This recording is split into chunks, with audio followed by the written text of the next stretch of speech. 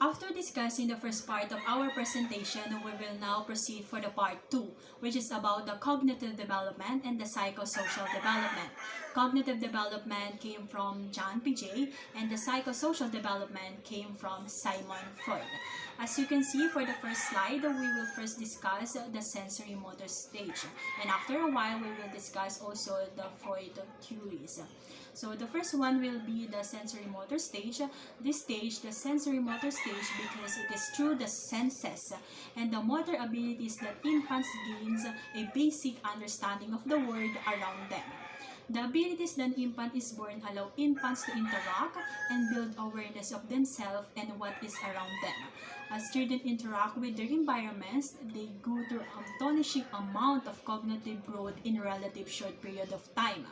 The sensory motor stage lasts from birth to approximately age 2.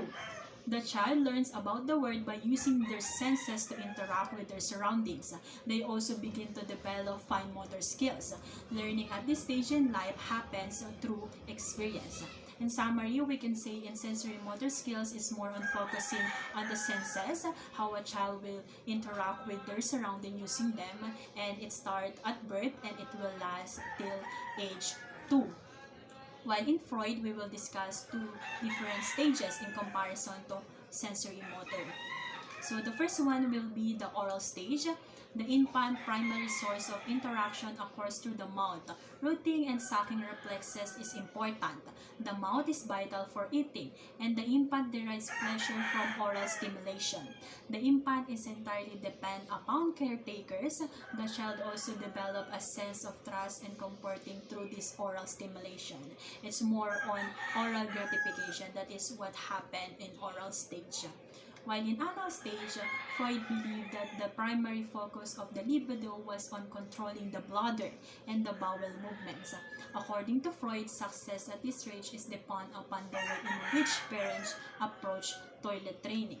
The main concern on this part is more on how a child will develop a process on their own bowel movement.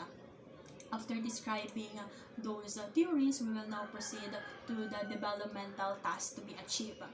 In sensory motors, we have motor skills, developmental reflexes such as sucking and looking, recognize certain object, may try out different sound, object permanence. While in oral stage, we have winning. In anal stage, we have orderliness. Developmental hazard. This is the things that will happen if there will be conflict in that certain stage. If that child does not fully develop the concept of object permanence, then an object still exists even though it has been moved out of the side, then there could be hazard on that.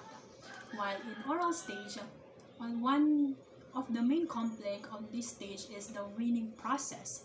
If fixation occurs at this age, individual would have issue with aggression or dependency. It can result to oral fixation problems.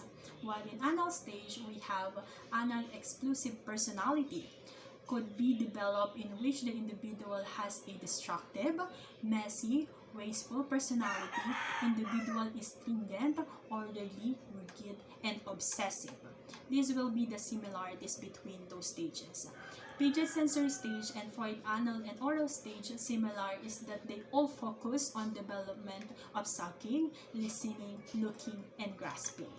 While the differences on Piaget sensory motor stage, it focuses more on the motor skills like reflexes of the body of an infant or toddler.